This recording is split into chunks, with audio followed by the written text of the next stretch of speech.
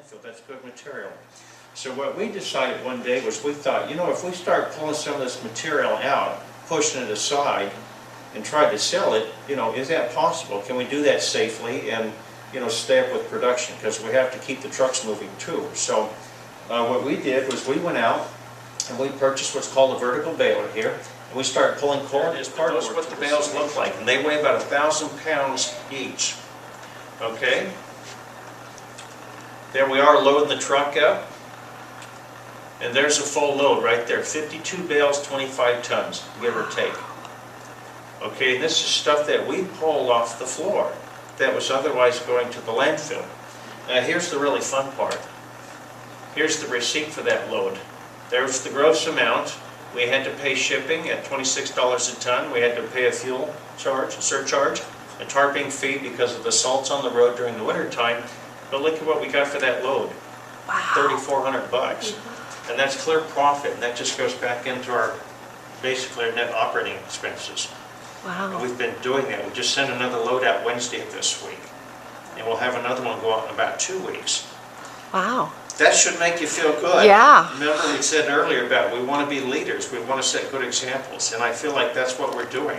We're trying to be responsible, you know, with what you've entrusted us to do. So who pulls the cardboard out?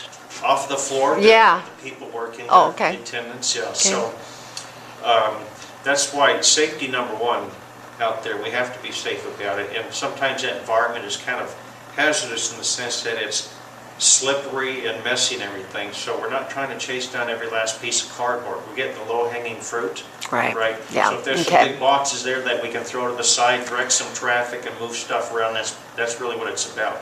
The fun thing is that as the self-haul folks come in, they back up in their vehicles, they see that and then they say, gosh, here's another box, you know, and it kind of saves us from doing that. So folks are catching on to that and they like that.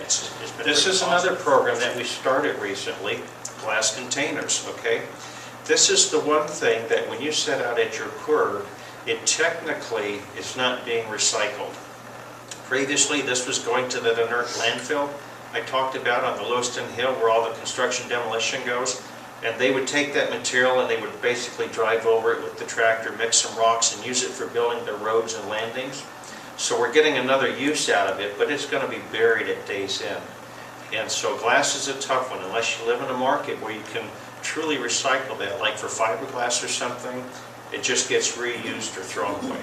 So what we decided to do, again, we're trying to keep our costs in check, was to see if we couldn't do something with this. So we did a little bit of research, we modeled it after the same plan that we had for cardboard, and we went out and bought us a little glass crusher.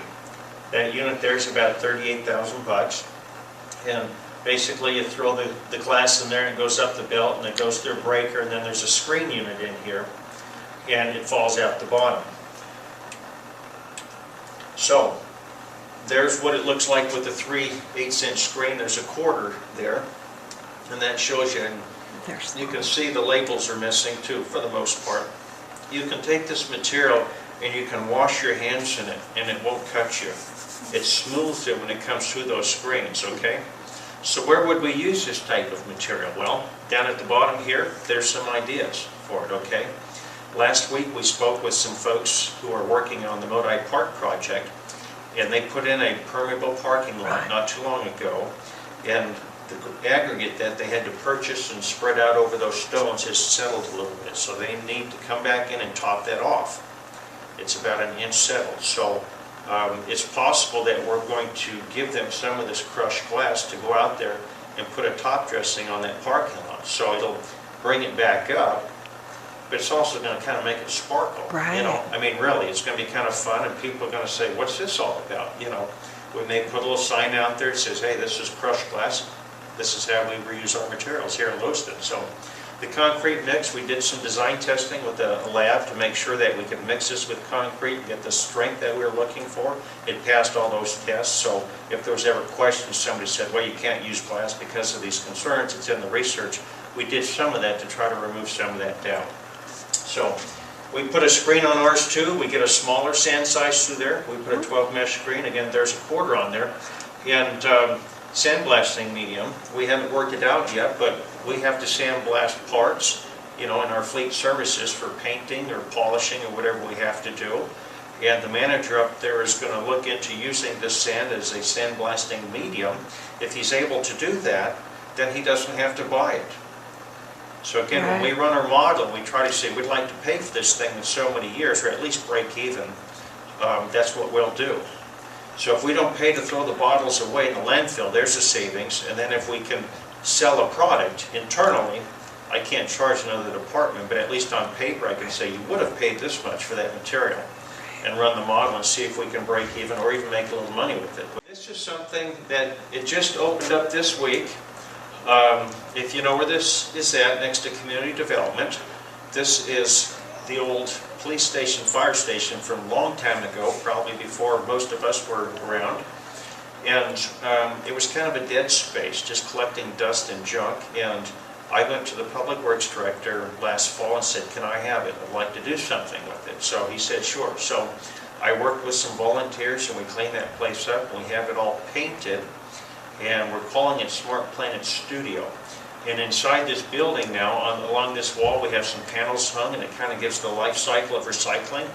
Here's a piece of plastic it goes through, and here's some products that are made out of it: glass, paper, metals, those kind of things. So it's kind of like a museum, but it's really meant to be a learning environment for folks to come downtown, draw them downtown, and talk about smart ideas, right? Smart Planet. And we have also in here a reuse center. So for example, I'll get things mailed to me at the City of Lewiston.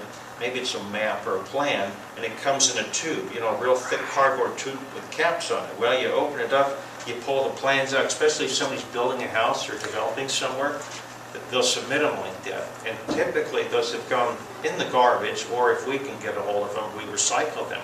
But better yet, we're trying to get another life cycle out of it. So we take those clean items, we put them on a shelf in there, and it's open to the public. Anybody can come down and they say, gosh, I bought these posters, I want to mail them. Who sells this kind of thing? You come down to Smart Planet, you need one, you take one, Wow. Conversely, somebody sends you something, you say, gosh, this is a nice deal, I hate to throw it away. You can walk down to Smart Planet, it's open, you just put it on the shelf and leave. We got boxes of those snow snakes, the styrofoam peanuts, Maybe you're over at Morgan's Alley or something, and you buy a little trinket, and somebody says, gosh, if you need a little box and some styrofoam packing material or the bubble wrap, we got the bubble wrap, and then you just run over to Smart Planet, you just help yourself. Wow. So you take some, you leave some. So that's the idea. It's self-regulated. We're not going to man this thing. We're just going to kind of get the word out and have folks use it. As far as the recycling goes, does it cost you guys, if, like, I don't have any trash that I bring to you or anything, but I bring you my recycling, does it cost you to process my recycling? Currently, I live in Clarkston, and I can't go to the transfer station because I'm a Clarkston resident, and they request ID, and et cetera, et cetera. So, I usually jump in with my friend, and so I throw my recycling in with his. But that's all I take is recycling. I don't have any trash, whatever, that's all taken on the Clarkston side. Is there a way to set some sort of a policy or adapt it so that people who are, I drive to Moscow currently to give them my recycling because they'll take my recycling. Yeah. Are you getting all this on camera? Yes, I did. She's moving to Boise. Yeah. Well, what I've told folks anywhere outside of Lewiston, if it's recyclable materials only, we'll take it. Okay. Because it's not a cost for us. So Okay. we do have Clarkston residents that come over, like glass. They don't take glass in Clarkston. So Yeah. you want to haul it over to the transfer station, we'll take it. We don't. Obviously we have a cost to crush the glass. You got to replace screens and stuff like that, but it's pretty minimal, right now. If the city of Clarkston wanted to haul all their glass to us, then we'd probably have to agree to some price because screens are expensive to replace. But for the occasional resident, I tell them that's fine, you come over to Saligas Recyclable Materials here, and they'll wave you through. Okay.